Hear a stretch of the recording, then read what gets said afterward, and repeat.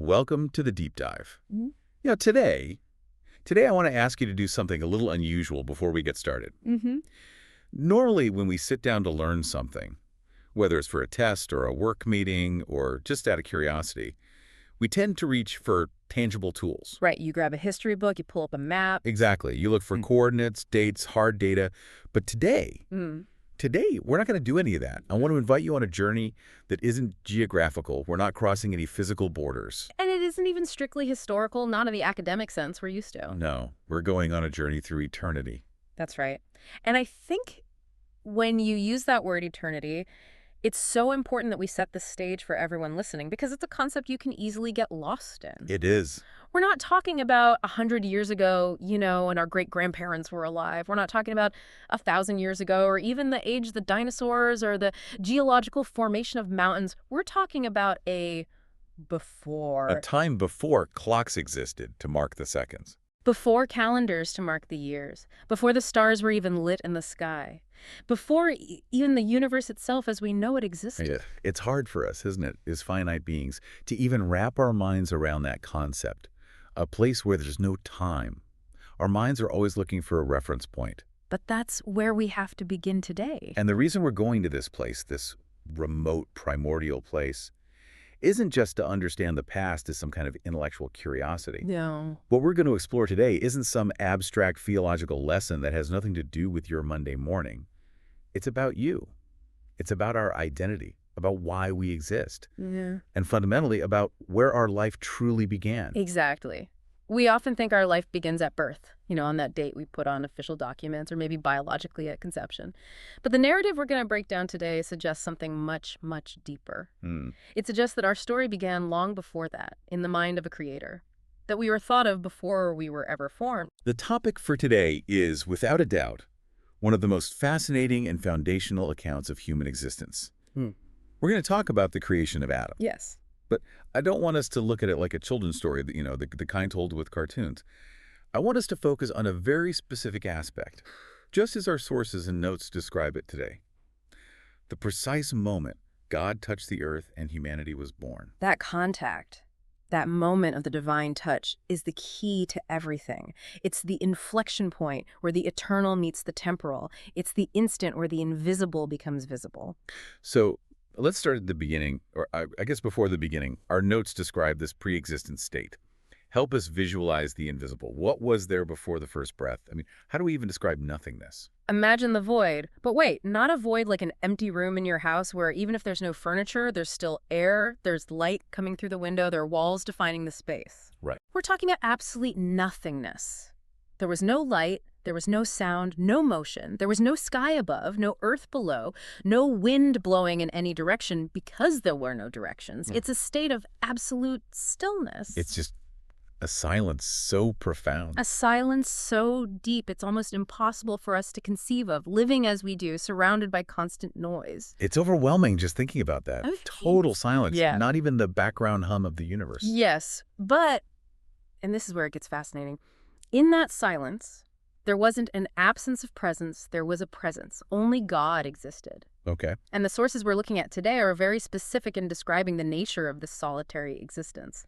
Sometimes we project our own human emotions onto God and think, well, he must have been lonely, he must have been bored in the dark. I think we all do that. But no. We're told of a creator who was full of wisdom, full of love, and full of purpose. God wasn't bored. He was complete in and of himself. Right, so it wasn't a loneliness born of lack. Exactly. It was a fullness. And yet, in that fullness, there was a transition, a decision. A transition. Yes, from silence to action. God decided to speak. And that decision, that movement of the divine will, changed everything forever. And the words he chose, I think we all know them, we've heard them 1,000 times, but the impact of them in that context of absolute nothing is what's so fascinating to me today. Let there be light. And light was. Just think about that for a moment. Just pause right there. There were no photons, no physics, no sun, and suddenly the darkness, which had covered everything like an eternal blanket, retreated. Wow. Space opened up. Time, which had been stopped or non-existent, began to move. Tick-tock, the universal clock started in that very instant. The source material describes this as an explosion of creation.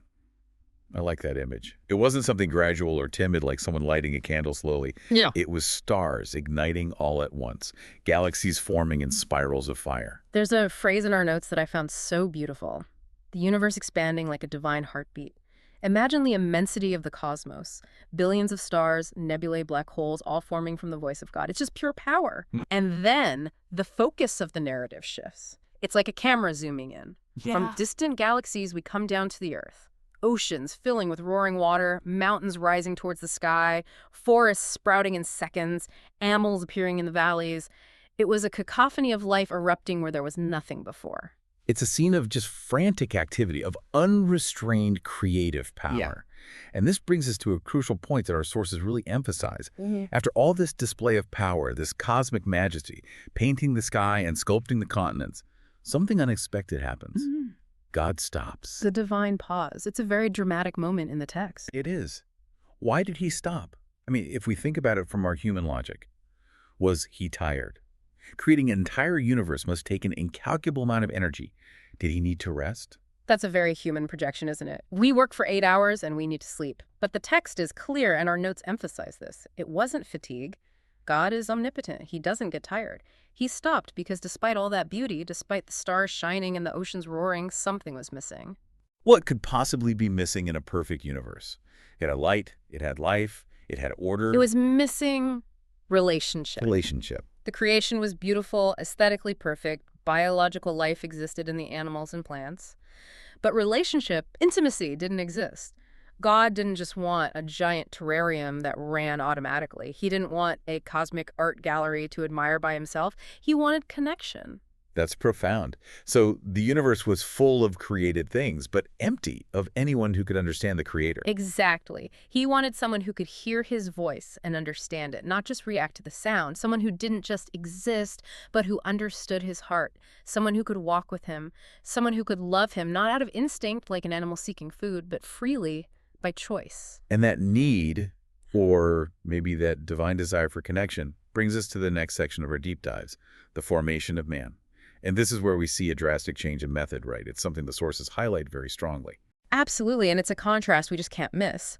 Up until this point in the story, God has been speaking, "Let there be light," and there was light. "Let the earth bring forth," and the earth brought forth. It's an act of authority, at a distance, so to speak. The king issuing decrees. Precisely. But to create man, to create humanity, God changes his strategy completely. There are no more thunderclaps, no more commands booming from the heavens. No, God descends. Imagine the scene with this solemnity. The creator of the universe, the architect of the galaxies, comes down to this newly formed planet. He doesn't come down with fire or lightning to impress anyone. He comes down in silence and with a very clear intention. He kneels. He kneels on the earth. That act of divine humility is just staggering. And look what he does. His hands touch the ground. He takes dust. Let's stop there for a second. Dust. By dust, I mean God owns everything. He could have used anything. He could have used molten gold. He could have used diamond. He could have used solidified pure light or fire, noble, strong, brilliant materials. But he chose dust. The weakest material, our sources say. And I think they're right. The simplest substance. Dust is what the wind blows away without any effort. It has no structure of its own. It crumbles. It has no intrinsic value in and of itself. If you get dust on you, you just wipe it off. Right. But I think there's a profound message there. God didn't need a premium material to make something valuable. His touch is what gives the value. Of course, so it's not the raw material that matters, but the artist. Exactly. By using the most humble thing, he demonstrates that the greatness of man doesn't come from our material composition. We're not great because we're made of stardust or gold. We're great because of our architect. Our dignity comes from who made us, not what we're made of. And with that dust in his hands, the sculpting process begins. It wasn't instantaneous, was it? No, the sources describe a slow process, intimate, deliberate. It wasn't just poof, and there's a man. God, with his own hands, begins to shape the body. Imagine the attention to detail. Forming the arms, smoothing the skin, outlining each finger on the hand, marking the fingerprints that would be unique. Shaping the legs, the rib cage, the heart inside the chest. The neck, the structure of the face, the nose, the eyelids, the lips. Every detail was intentional. This is important.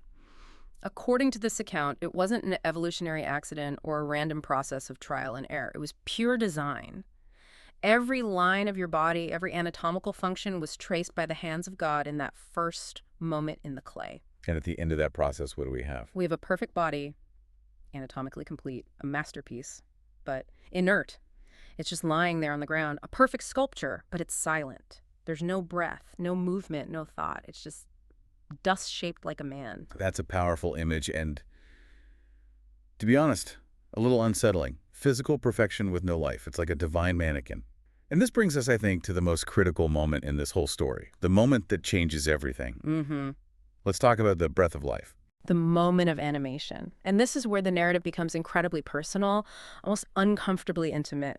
God doesn't stand up and command the body from afar, live, like he did with the stars. No, God leans in even closer. He gets close. He brings his face close to the lifeless face of that clay figure, so close they're almost touching. Imagine the distance, millimeters. And then he breathes. That breath. It's not just air, is it? It's not just mechanical ventilation. No, and the sources are emphatic about this. It is so much more than oxygen filling a pair of empty lungs. It's a metaphysical shift. In that 1 second, eternity entered time, heaven touched earth in the most literal way, divinity entered dust. The original word for breath is often linked with spirit. God was sharing his own life. Describe for us what happens physiologically in that instant, according to our sources. What is that awakening like? It's an explosion of internal life. Imagine the respiratory system activating for the very first time. The lungs expand, maybe a soft crackle as they open up, not with ambient air at first, but with the direct breath of God. The heart gives its first beat. Thump, thump. A sound never before heard in a human being. Blood begins to flow through the veins like sudden rivers, bringing color to skin that was pale or the color of earth. The fingers twitch, nerves fire, and most importantly, the eyelids tremble and the eyes open. Adam is alive. The first human. And we have to emphasize his unique origin because sometimes we forget how strange this moment is. Adam wasn't born of a woman. He had no mother, no childhood. He didn't grow up. He had no prior memories. He was born as a fully grown adult directly from God. I want to reflect on Adam's first perception, because this defines human psychology at its very root. What is the first thing he experiences? Think about this. His first breath was the breath of God.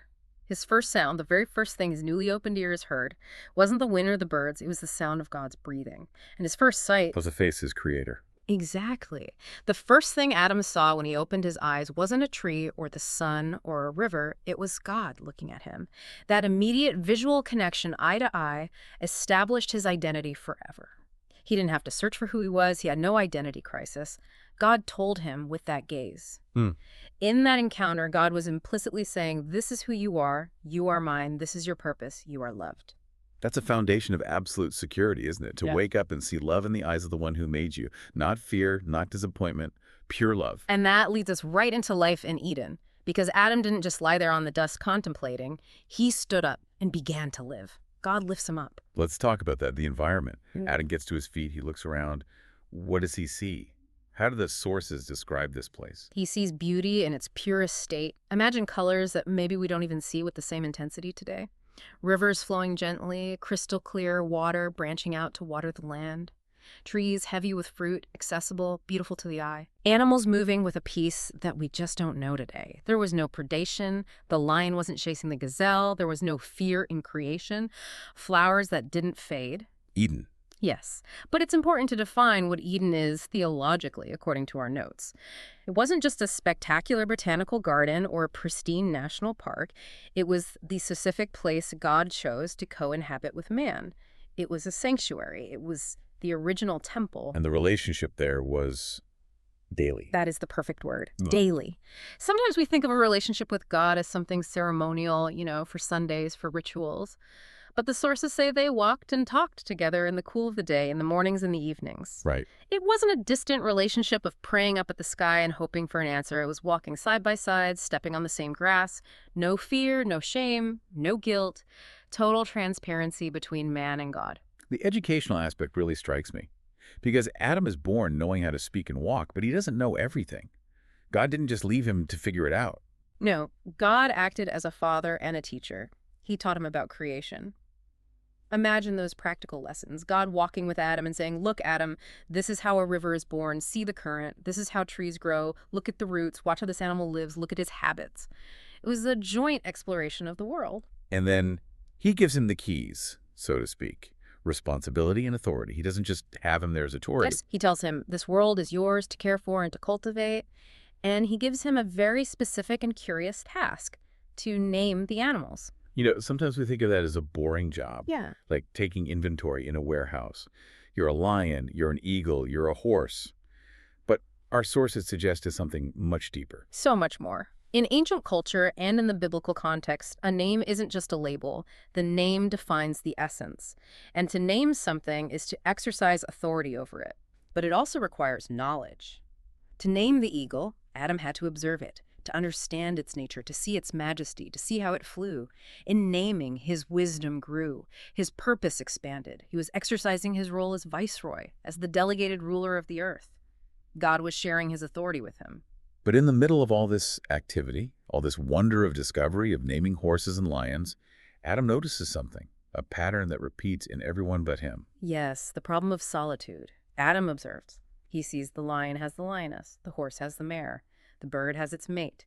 Every creature has an equal, a mirror, a companion to share existence with, but he looks beside him and there is no one like him. And God notices it too. In fact, God verbalizes it before Adam does. It's the very first time in all of Scripture, in the entire creation account, that God says something is not good. Everything had been good, very good, and then suddenly, it is not good for the man to be alone. This brings us to another pivotal moment. The creation of Eve. Mm. And again, the procedure is fascinating and completely different from Adam's. God doesn't go back to the dust. He doesn't make another clay figure. Whoa. To create the companion for man, God uses man himself. He puts him into a deep sleep. Our notes call it a divine anesthesia. And while Adam sleeps, God takes a rib from his side. The sources have a very beautiful symbolic analysis of this, of the choice of the rib. Yes, it's a theological classic, but it holds a precious truth. The saying goes that she was not taken from his head to be over him and rule him. She was not taken from his feet to be beneath him and be trampled or humiliated. She was taken from his side, Right. from the rib, near his arm to be protected and near his heart to be loved. It's an image of fundamental equality and deep intimacy. They are of the same substance. And when God forms the woman and brings her to Adam, just imagine Adam waking up. It must have been the happiest moment of his short life. He's been seeing animals all day. None of them are like him. None of them can talk with him as an equal. And suddenly he wakes up and sees Eve. And his declaration is poetic. It's the first poetry in history. This is now bone of my bones and flesh of my flesh. It's a cry of recognition. Finally, someone like me. Humanity was finally complete. Yes, the image of God was now fully represented in the union of a man and woman. And this is where the background music of our story changes. Yeah. We know the story doesn't end in that idyllic picture of the couple in the garden. There was a condition. Mm-hmm. Let's talk about the test of freedom. They lived in peace, yes. No secrets. But paradise had one rule, just one. You may eat from every tree of the garden, but of the tree of the knowledge of good and evil you shall not eat. A lot of people ask, and rightly so, why? Why put that tree there? Was it a trap? Did God want them to fail? Our notes are clear and emphatic on this. It was not a punishment nor a trap. It was a protection. And more deeply, it was a philosophical necessity for love. How so? Explain that connection between the tree and love. Well, think of it this way. Love without choice isn't love. It's programming. If you take a computer and program it to say, I love you every time you press a key, is that love? No, it's a command. Exactly. If Adam and Eve didn't have the ability to say no to God, their yes would have had no moral value. They were free. And real freedom requires a real choice. The tree represented that choice. Trust versus independence. So the choice was, do I trust that God knows what's good for me, or do I decide for myself what is good and what is evil? Precisely. To define good and evil on my own terms or to accept them from God. And then, in the midst of that freedom, comes the fall. Eve is walking near the tree, and she hears a voice that is not Adam's, not God's, the serpent. And the serpent's tactic is so subtle, isn't it? It doesn't start with a frontal assault. It doesn't start by saying God is evil. No, it's much more intelligent and malicious. It starts with a question. The seed of doubt. Did God really say? It questions the word of God. It makes Eve doubt her interpretation of what she heard. And then once the door is ajar, it throws the direct lie. You will not surely die, for God knows that when you eat of it, your eyes will be opened and you will be like God. You will be like God. It appeals to pride, to wanting to be the center, to not needing anyone. It's the ultimate temptation, absolute autonomy. And we know what happened. Eve looked at the fruit, saw that it was desirable, and she ate. And she gave some to Adam. And Adam, who was there with her, who said nothing to stop her, also ate. And in that instant, the sound of that bite echoed louder than the explosion of creation. The world broke. Trust was broken. Innocence was broken. Let's talk about the immediate aftermath. Because a bolt of lightning didn't strike them dead on the spot. But something did die. What did they feel? An immediate and brutal shift in their psyche. The serpent said, "Your eyes will be opened." And he was right, but not in the way they expected. Their eyes were open not to glory, not to divinity. They were open to their own misery. They saw their nakedness. For the first time, they felt shame. They felt exposed, vulnerable, dirty. And their reaction. Yeah. Their instinctive reaction was to hide. That's the saddest part of the story. For the first time in history, humanity ran from God instead of to God. They hid among the trees. The very trees God had created for their delight, they now used as a barrier to hide from him. They sewed fig leaves together. They tried to cover their shame with their own hands. And then something happens that just gives me chills. God enters the garden, as always. In the cool of the day, they hear his footsteps. And he asks a question that echoes through the centuries, a question I think he still asks us today. Adam, where are you? And here, we have to be clear, God wasn't lost. God didn't need a GPS. He knew the exact geographical coordinates of Adam. He knew he was behind that bush. The question wasn't topographical. It was relational. It was like asking, where are you in relation to me? Yes. What has happened to our closeness? Why are you hiding? Where are you in your heart? God wasn't lost. Adam was. And inevitably, judgment came. It couldn't be overlooked. There were real consequences. Yes. Pain entered the human equation. Work became toil. The ground became hostile with thorns and thistles. And finally, the harshest sentence, death. For dust you are, and to dust you shall return. The cycle would be reversed. And this is the point that gives me hope, and that our sources highlight as being vital. Even within that terrible judgment, on the darkest day in human history, God planted a seed of light. The proto-evangelium. It's a theological term that means the first gospel or the first announcement of good news. Right there in chapter 3, verse 15, while delivering the consequences to the serpent, God made a promise. He said that a seed, a descendant, a son would come, born of the woman, and that this son would battle the serpent. He said the serpent would strike his heel, but that he would crush the serpent's head. In other words, redemption wasn't a plan B that God came up with years later because things went wrong. No, it was planned immediately. The moment the gates of Eden were closing, God already had a plan to reopen them. Before Adam and Eve took their first step out of paradise, the solution was already prophesied. Which brings us to the conclusion of our journey today. Because we started by saying this wasn't just ancient history, that it was about the listener, about you listening in your car, at home, on a walk. So that's right. If we connect the dots, think about this. If God formed Adam with his own hands, if he took the time to sculpt every detail with that intimacy we described, and if you, listening to this, are a descendant of that first man, then you are not an accident. Let me just speak directly to you for a moment. We live in a world that can sometimes make us feel small, irrelevant. We can feel like our life is random, a product of chance, that we're just another statistic on an overpopulated planet. But if this story is true, then God was involved in the design of humanity from the very first second. And not only that, every time you breathe, do it right now. Take a breath. That air entering your lungs right now as you listen to this. It's an echo of that first breath in Eden. Your life, your ability to breathe, is connected to that moment of divine intimacy where God breathed life. The breath that keeps you alive is borrowed. It's his. And there's a theme of unending love here that's just so moving. Yes. Even though humanity failed, even though we hid, even though we chose the wrong tree and chose independence, God never stopped loving.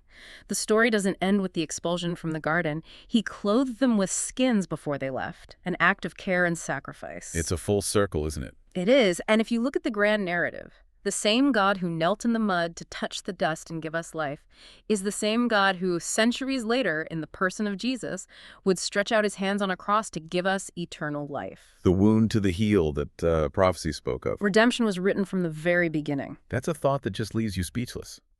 The God who touches the dust and then touches the cross. All for love. All to win back that relationship that was broken in the garden. So that one day, we can walk with him again, in the cool of the day, with no shame and no fear. Thank you for joining us on this journey. It's been intense and deep. Remembering our origin gives us a completely new perspective on our destiny and our value. This has been the creation of Adam when God touched the earth. And remember, even though the story in Eden seems to have ended long ago, in reality, this is only the beginning of the great story of God and humanity, and you're a part of it. We'll sign off for today, but the conversation continues. Thank you for listening to The Deep Dive. Until next time. Take care.